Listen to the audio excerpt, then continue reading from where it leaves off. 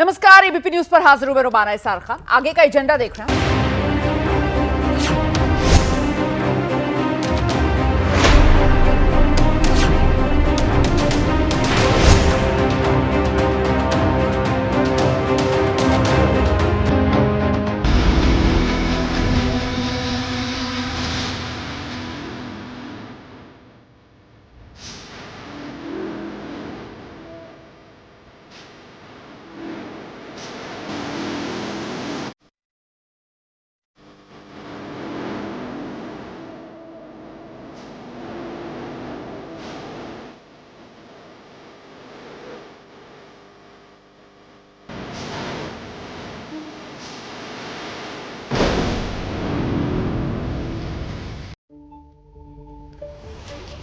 पहलगाम आतंकी हमले के बाद सुरक्षा बलों का जबरदस्त एक्शन लगातार जारी है। लश्कर के, हिजबुल मुजाहिदीन के, जैश ए मोहम्मद के आतंकवादियों के जो ठिकाने हैं उस पर लगातार छापेमारी की जा रही है। जहां भी आतंकवादी मूवमेंट का जरा सा भी कोई शक है वहां सख्त एक्शन लिया जा रहा है।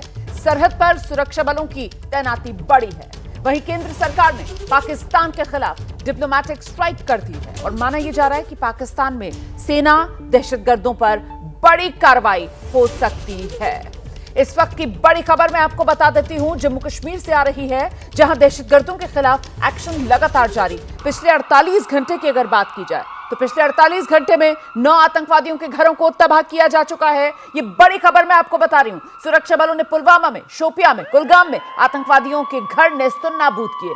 शोपियां जिले के वंडिना इलाके में आतंकी अदनान शफी का घर ध्वस्त कर दिया गया है। अदनान शफी करीब 1 साल पहले लश्कर-ए-तैयबा जो आतंकवादी संगठन है उसमें शामिल हुआ था। तस्वीरें भी हम आपको दिखा रहे हैं। देखिए किस तरीके से आतंकवादियों के लिए अब जमीन कम पड़ती हुई नजर आ रही है। आतंकवादियों के ये घर जो नेस्तनाबूद हो रहे हैं। मैं तस्वीरों के जरिए आपको समझा देती हूं कि आखिर कैसे आतंकवादियों के खिलाफ ये बड़ा एक्शन है जो लगातार जारी है। पहलगाम हमले के बाद से एक के बाद एक ये दहशतगर्द जिनके घर जो हैं उन्हें उड़ाया जा रहा है। आतंकवादियों के घरों के परखच्चे कैसे उड़ रहे हैं, या फिर यूं कहें कि आतंक कैसे पुर्जा पुर्जा हो रहा है, ये तस्वीरें उसी की गवाही दे रही हैं। अब तक 9 दहशतगर्दों के घरों को तबाह किया जा चुका है, जिसमें लश्कर-ए-तैयबा, जैश ए मोहम्मद और टीआरएफ द रेजिस्टेंस फ्रंट इसके आतंकवादी शामिल हैं। इन आतंकवादियों का नाम पहलगाम हमले में भी सामने आया। इससे पहले कुपवाड़ा में आतंकी फारूक अहमद के घर को विस्फोट करके उड़ाया गया। इन सभी को मिलाकर कश्मीर घाटी में अब तक कुल 9 आतंकवादी हैं जिनके घरों को नेस्तनाबूद कर दिया गया है, मिट्टी में मिलाया जा चुका है।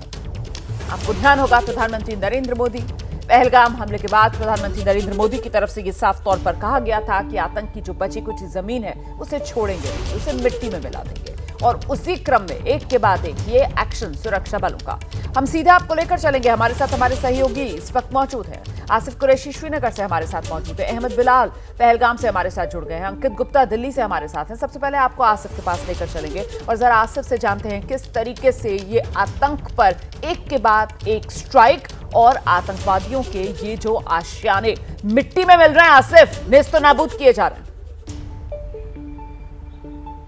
बिल्कुल रोमाना, देखिए जिस तरीके की कार्रवाई सुरक्षा एजेंसियों की तरफ से की जा रही है उसमें साफ संकेत ये है कि जितने भी एक्टिव मिलिटेंट्स इस समय कश्मीर घाटी में हैं या फिर ऐसे मिलिटेंट जो यहाँ से सरहद पार करके इस समय पाकिस्तान में मौजूद हैं, उनको निशाना बनाने की कवायद शुरू हो चुकी है।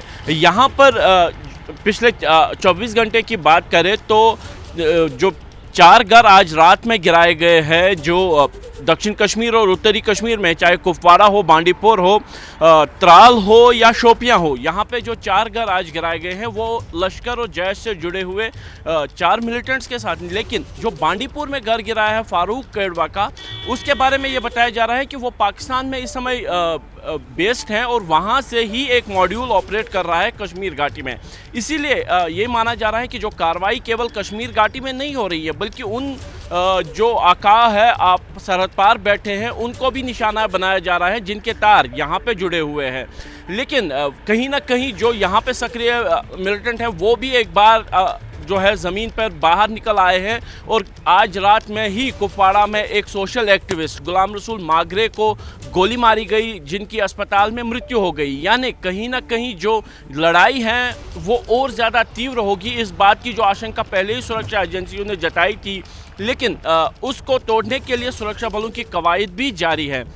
आप रहिए मेरे साथ, मैं लौटूंगी आपके पास आसिफ कुरैशी। इस बीच एक और बड़ी खबर आ रही है। एक तरफ पहलगाम हमले को लेकर पाकिस्तान का नापाक चेहरा फिर से दुनिया के सामने है, और वहीं पाकिस्तान ने एक बार फिर सीज फायर तोड़ा है। एलओसी के तुतमरी गली और रामपुर सेक्टर पाकिस्तानी चौकियों से यहां फायरिंग की गई है। भारतीय सेना ने पाकिस्तानी फायरिंग का मुंह तोड़ जवाब दिया है। लगातार 3 रात से पाकिस्तान की तरफ से सीज फायर का उल्लंघन इस इलाके में जारी है। तो ये बड़ी खबर है, और इसी को लेकर जल्दी से हम आसिफ कुरैशी के पास एक बार फिर से आपको लेकर चलेंगे। आसिफ, ये सीज फायर उल्लंघन का जो सिलसिला शुरू किया है पहलगाम हमले के बाद, पाकिस्तान ने लगातार सेना की तरफ से उसका मुंह तोड़ जवाब भी दिया जा रहा है। ताजा अपडेट इसको लेकर क्या है आसिफ? रोमाना, देखिए, पहलगाम हमले के बाद जैसे ही सरहदों पर तनाव बढ़ा, उसके बाद से ही लगातार जो है जम्मू कश्मीर में एलओसी पर काफ़ी ज़्यादा तनाव है। गुरेज सेक्टर, नौगाम सेक्टर और उरी सेक्टर में पिछले 2 दिनों में लगातार पाकिस्तान की तरफ से हल्के हथियारों का इस्तेमाल करके भारतीय पोस्ट को निशाना बनाया जा रहा है, जिसका जवाब जो है भारतीय सेना भी दे रही है। और आज जिस तरीके से रात में बारामुल्ला के ही जो है रामपुरा सेक्टर और तुतमार गली सेक्टर में पाकिस्तानी सेना की तरफ से भारतीय पोस्ट को निशाना बनाकर फायरिंग की गई और सीज फायर का उल्लंघन हुआ, उसके जवाब में भारतीय सेना ने भी जो है जवाब में गोलियां चलाई और उसका मुंह तोड़ जवाब दिया। लेकिन जो तनाव सरहदों पर बढ़ता हुआ दिख रहा है वो इस बात की भी अक्कासी कर रहा है कि पुलवामा हमले के बाद पाकिस्तानी सेना को बिल्कुल इस बात का भरोसा है कि भारत की तरफ से एक बड़ी कार्रवाई होगी। कहां पे होगी ये शायद अभी उनको भी पता नहीं, इसीलिए पूरी सरहद पर अपनी फौज को चौकस रखने के लिए कि कहीं कोई सर्जिकल स्ट्राइक टाइप कार्रवाई भारतीय सेना की तरफ से इन सेक्टर्स में ना हो, इसीलिए माना जा रहा है कि पाकिस्तान की तरफ से अपनी सेनाओं को सतर्क रखने के लिए भारतीय पोस्ट पर निशाना बनाने का आदेश दिया गया है, जो सीज फायर की शक्ल में इस पूरे सेक्टर में देखने को मिल रहा है। बिल्कुल, रहिए मेरे साथ आसिफ, मैं लौटूंगी आपके पास। एक और बड़ी खबर आ रही है, पहलगाम हमले से जुड़ी हुई जानकारी आपको दे देते हैं। पहलगाम हमले की जांच एनआईए ने अपने हाथ में ली है। एनआईए ने केस रजिस्टर कर लिया है, यानी अब ऑफिशियली इस मामले की जांच एनआईए ने शुरू कर दी है। पहलगाम आतंकी हमले के बाद से एनआईए की टीम वारदात वाली जगह पर पहुंची। पहलगाम में जाकर एनआईए की टीम ने दौरा किया था। आधिकारिक रूप से एनआईए की एफआईआर पर अब जांच होगी और तमाम एजेंसियां एनआईए का सहयोग करेंगी। सीधे आपको लेकर चलेंगे, अंकित गुप्ता इस वक्त हमारे साथ मौजूद हैं।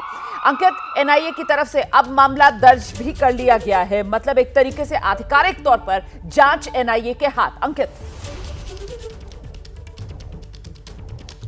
बिल्कुल आधिकारिक तौर पर जांच एनआईए के हाथ पहुंच चुकी है, लेकिन रोमाना हमको यह भी ध्यान में रखना होगा कि एनआईए ने अपनी जांच तो तभी से शुरू कर दी थी जब ये घटना हुआ था। उसके कुछ ही घंटों बाद में एनआईए की टीम वहां पर पहुंच गई थी। खुद गृह मंत्री अमित शाह जब वहां पर जो पहुंचे थे घटनास्थल पर, तो एनआईए की टीम उससे पहले वहां पर पहुंच चुकी थी और सबूतों को जुटाने का काम अपने तरीके से शुरू कर दिया था। हालांकि आधिकारिक तौर पर जांच नहीं मिली थी, लिहाजा उस दौरान जो जांच का जिम्मा था वो जम्मू कश्मीर पुलिस के पास में था। लेकिन अब आधिकारिक तौर पर केंद्रीय गृह मंत्रालय की तरफ से एनआईए को जांच सौंप दी गई है। इसका मतलब क्या हुआ? इसका मतलब ये हुआ कि अभी तक जो जांच जम्मू कश्मीर पुलिस ने की है, जो भी तथ्य सामने आए हैं, वो अब आधिकारिक तौर पर एनआईए के पास में ट्रांसफर हो जाएंगे। और एनआईए अमूमन जो है कोई भी आतंकी घटना होती है उस मामलों में जांच करता है। और एनआईए की जांच क्यों महत्वपूर्ण हो जाती है? एनआईए की जांच इस वजह से महत्वपूर्ण हो जाती है क्योंकि एनआईए के पास में तमाम जो आतंकी घटना है उनसे जुड़े हुए जो सबूत हैं उनको जो लिंक करने में आसानी होती है। जो आतंकियों से जुड़ी हुई जानकारी है उनके पास में पहले से मौजूद है किसी ना किसी पहली घटना से जुड़ी हुई, तो वो वहां से लिंक कर सकते हैं और अपनी जांच को और ज्यादा साइंटिफिक तरीके से आगे बढ़ा सकते हैं। एनआईए मतलब नेशनल इन्वेस्टिगेशन एजेंसी, और आतंक से जुड़े मामलों की जांच का जिम्मा देश भर में एनआईए का ही है। और ऐसे में पहलगाम में जो आतंकवादी हमला हुआ, अब उस मामले को दर्ज कर आधिकारिक तौर पर एनआईए की जांच शुरू। हालांकि जैसे अंकित बता रहे थे कि जब हमला हुआ उसके अगले ही दिन सुबह का वक्त था। तस्वीरें एबीपी न्यूज पर मैंने आपको दिखाई थी कैसे एनआईए के अधिकारी मौके पर मौजूद थे, पहलगाम पहुंच गए थे और जांच तभी से चल रही है। इस बीच पहलगाम में आज की तस्वीर क्या है, सीधे आपको लेकर चलेंगे। अहमद बिलाल इस वक्त हमारे साथ मौजूद हैं, जानते हैं अहमद बिलाल से पहलगाम का हाल आज की सुबह कैसी है। बिलाल, जरा तस्वीरें भी दिखा दीजिएगा। रुमाना, देखिए आपको बिल्कुल बताना चाहूँगा कि जैसा कि मेरे सहयोगी बता रहे थे कि एनआईए ने ऑफिशियली तौर पर ये जांच जो है एफआईआर दर्ज के जांच शुरू कर दी है, लेकिन उसके बाद से हम आपको तस्वीर दिखाएं तो देखिए मेरे पीछे ये बैसरन घाटी यानी कि जहां पर बीते मंगलवार को जो आतंकी हमला हुआ था उस वहां तक जाने के रास्ते अब जो है वो पूरी तरीके से ब्लॉक कर दिए गए हैं। यहाँ पर कंटीली तारे जो हैं ये कल तक नहीं दिखाई दे रही थी, लेकिन आज सुबह से ये कंटीली तारे जो हैं जो बैसरन घाटी की तरफ जाने वाला रास्ता है अब वो पूरी तरीके से यानी कि जो लोकल जो स्थानीय लोग हैं उनको भी अब इसके अलावा जो मीडिया कर्मी हैं उनको भी अब वहां तक जाने की इजाजत नहीं है। इसके अलावा जो सीआरपीएफ के जो जवान हैं वो भी यहां पर तैनात कर दिए गए हैं और यही रास्ता तकरीबन यहां से 6 किलोमीटर ऊंचाई पर जो है वो चढ़ करके बैसरन घाटी जिसे मिनी स्विट्जरलैंड कहा जाता है वहां तक जाने का रास्ता है, लेकिन अब इस रास्ते पे जाने के लिए किसी को इजाजत नहीं है। ताकि इसकी वजह यह भी है क्योंकि किसी तरीके से जो इन्वेस्टिगेशन जो जांच जो है वो जिस तरीके से आगे बढ़ रही है तो उसमें कोई बाधा ना आने पाए, इसलिए अब जो है वो उस रास्ते तक किसी को जाने की इजाजत नहीं है। इसके अलावा मैं आपको पहलगाम के शहर की अगर मैं आपको तस्वीरें दिखाऊं तो शहर में अभी भी इक्का दुक्का जो टूरिस्ट हैं वो ही यहाँ पर जो है वो देखने को मिल रहे हैं। दुकानें भी जो है वो पूरी अभी नहीं खुल पाई हैं, कुछ दुकानें ही जो है वो खुल पा रही हैं। और इसके अलावा हमने कुछ होटलियर से भी बात की थी, उनका भी साफ तौर पर यही कहना है कि जिस तरीके से जो टूरिस्ट हैं जो सैलानी हैं वो इस आतंकी हमले के बाद पहलगाम का रुख नहीं कर रहे हैं, तो ऐसे में जो है उन्हें होटल भी बंद करना पड़ रहा है। तो कहीं ना कहीं जो रिपरकशंस हैं इस आतंकी हमले के अब वो भी यहां पर दिखने लगे हैं, क्योंकि जो सैलानी है पहलगाम एक बहुत ही जो पॉपुलर टूरिस्ट स्पॉट हुआ करता था, जो भी जम्मू कश्मीर आता था उसकी कोशिश यही रहती थी कि पहलगाम के दीदार हो जाएं। लेकिन अब इस आतंकी हमले के बाद क्या बदला है उनके लिए कि अब पहलगाम में जो सैलानी है उनका आना जो है वो बेहद कम हो गया है। और ये जो सुनसान पहलगाम आप देख रहे हैं, हम आपको ऊपर से तस्वीरें दिखा रहे हैं, आम दिनों में यहाँ पर काफी चहलकदमी रहती है, काफी भीड़ रहती है, लेकिन इस वक्त जो है ये पूरा पहलगाम जो शहर है वो एक सुनसान चादर में लिपटे हुए है। और इसकी वजह जो है वो यही है कि इस आतंकी हमले के बाद बहुत कम सैलानी हैं जो कि इस यहाँ तक आने का जो है वो आने का फैसला ले रहे हैं। तो ये तस्वीर जो है वो हम आपको दिखा रहे हैं पहलगाम की ही, कि इस आतंकी हमले के बाद जो लंबे समय के लिए जो रिपरकशन है अब उसकी तस्वीर जो है वो देखने को मिलनी शुरू हो गई। रुमाना, बिल्कुल, तो ये वो पहलगाम की पहाड़ियां हैं जो खून से लाल हुई थी। 22 अप्रैल की वो तारीख थी और इन्हीं पहलगाम की पहाड़ियों ने वो आतंक का मंजर भी देखा, ये उसकी भी गवाह है, और साथ ही साथ उस दर्द को भी महसूस किया। यहाँ पर अपनों के खोने के बाद जो पर्यटकों के आंसू थे, जो उनकी चीखों पुकार थी, उस सब की गवाह ये पहलगाम के पहाड़। और इस वक्त यहाँ सब कुछ सिर्फ और सिर्फ सन्नाटे में लिपटा हुआ नजर आ रहा है।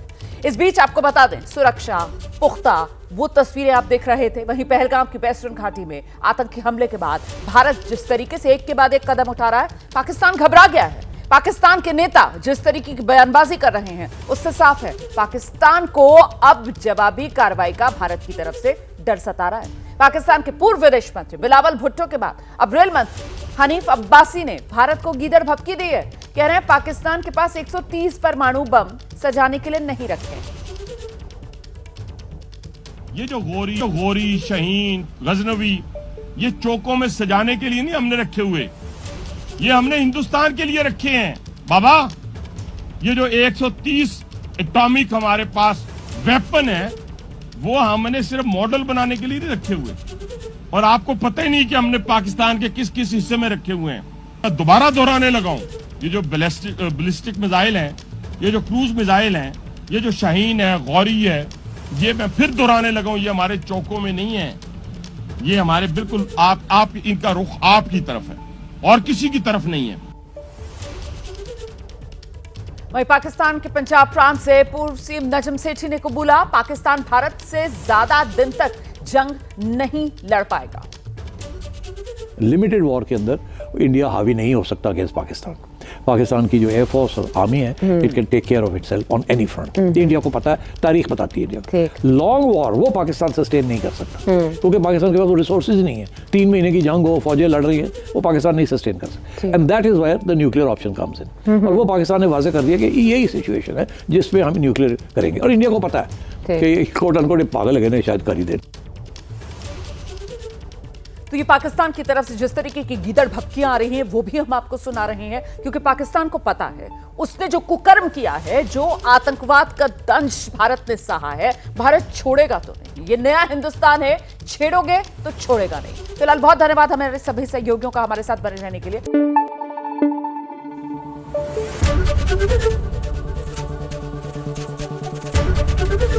एबीपी न्यूज आपको रखे आगे।